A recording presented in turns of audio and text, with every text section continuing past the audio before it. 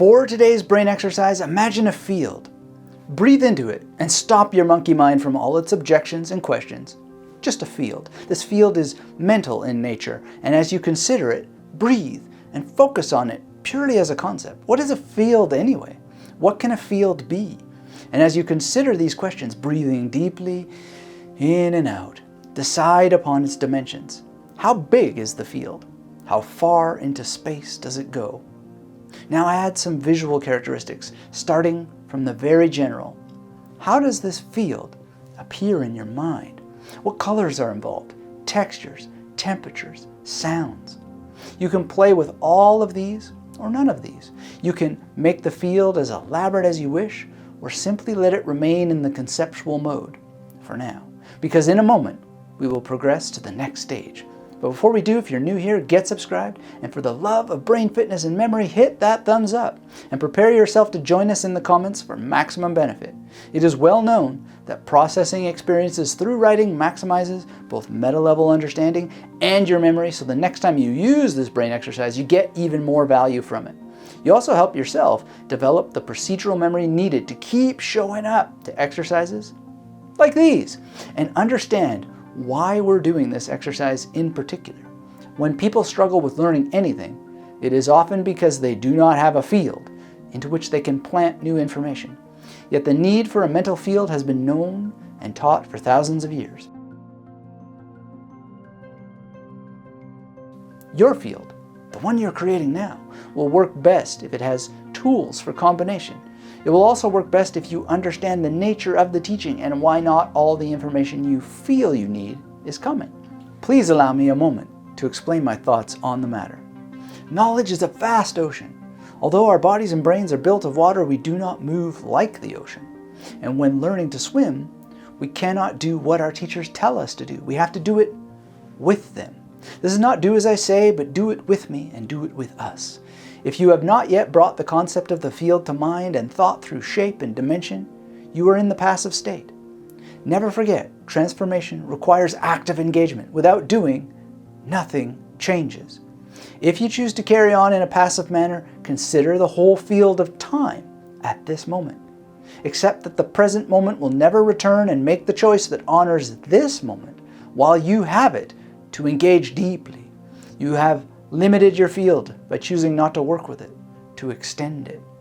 But there's another option, which is to take action. Start the video again. Start over, noting that if you haven't followed along, that is the most admirable thing to do if you want to master your memory and engage in meaningful memory exercise that will help you.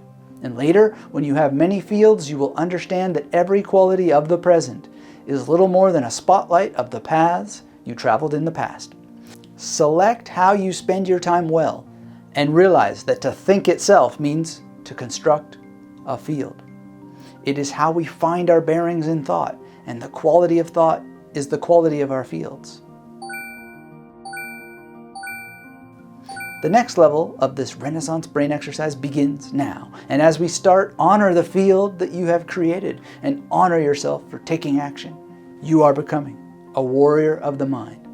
The first tool we need is a grid. To do that, we need to decide upon its size. Ultimately, how you impose your grid is up to you, and my suggestions for you come from long study, personal practice, and facts about the nature of information. I remind you, this process is not about answers or hand-holding about exactly how to do it. It is about exercise, particularly the exercise of extending your imagination into uncharted waters without preordained knowledge of what those waters are like. If you have questions, rather than ask them, give yourself the brain exercise of trying to answer them on your own. You'll benefit yourself and our community by leaving what you come up with in the comments. If you want to do this with me, your field will come to have 4 corners. The corners will be connected by lines, 2 horizontal and 2 vertical. Your field will in effect have become a mental square. Its exact size will not be of question because you can mentally zoom in and out at will. You can change its shape to fit any purpose or hold any amount of information. In fact, spend some time doing that now. Consider connecting the transformation in size with your breath. Your field might grow bigger as you inhale and smaller as you exhale, or the reverse. It's entirely up to you. In the middle of this field, impose a horizontal line, in my case from left to right. Your line might be thick or thin, made of some substance or colored. It might hum with some kind of sound. The level of challenge is up to you. The level of radical self-honesty is up to you as well. Most software programs delude users with inaccurately referenced research, leading them to spend their time tapping on screens and thinking they're sharper, when what you're learning now has been used for thousands of years by people who knew they were sharper and left books behind that prove it. The field of Giordano Bruno had space for 22 letters. For our purposes, we want 26. Later you can add more, but for the sake of simplicity, let's use what you almost certainly already know. If you don't know the English alphabet, use one that you do know. Along your horizontal line, imagine placing 26 dots, then draw vertical lines through each. Next, place 26 dots on one of the horizontal lines. Draw 26 lines across. If you want to work on your concentration, follow the creation of each and every line across the expanse of your field. Maybe you have a garden in mind, as I do, and maybe in this garden you imagine a farmer pounding in stakes and running these lines in rope. Perhaps you're smelling the earth and hearing birds in the sky. You can give the field meaning in this way or keep it vague and conceptual. I've done both, and the benefits come from doing both. As Giordano Bruno points out in his book 30 Seals, you want to build your fields in a way that your memory and imagination retain it. Moreover, you want to potentially be able to place this field you're creating now inside of other fields. This is where the alphabet will help. For the more you base your fields on information you already know, the easier it is to bring them to mind.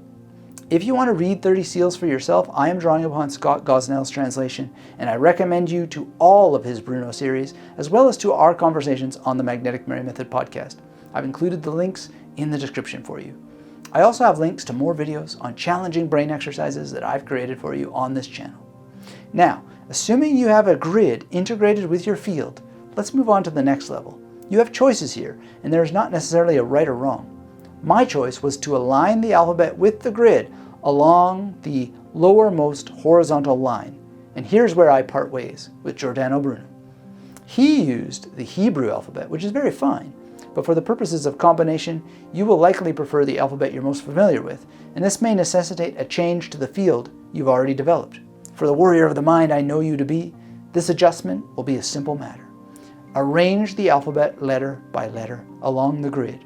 Will you choose the points of intersection or the empty squares created by the grid?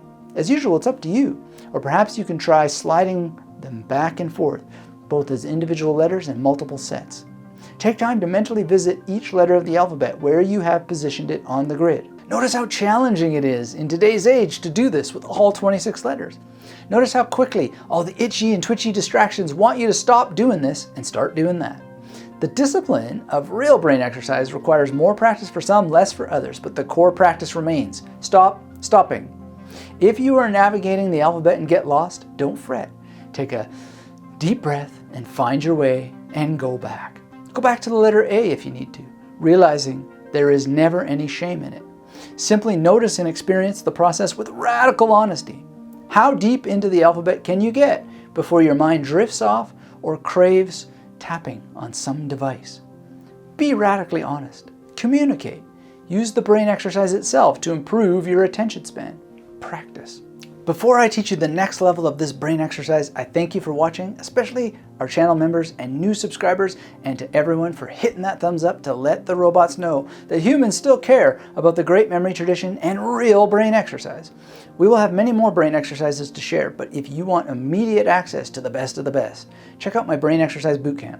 This program includes 40 more brain exercises that will give your brain a serious stretch, all with a focus on improving your memory and helping you experience a much more memorable life. For the next level of the field brain exercise, it is time to assign each of those letters a simple character.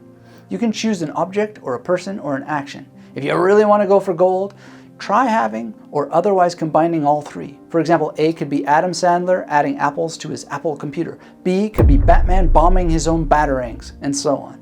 If that is the lowermost line of your field and its grid, you might be wondering what to do when you finish with the zebra Zero shuffling his deck of Zardoz playing cards. Don't ask the question, dear warrior of the mind, answer it.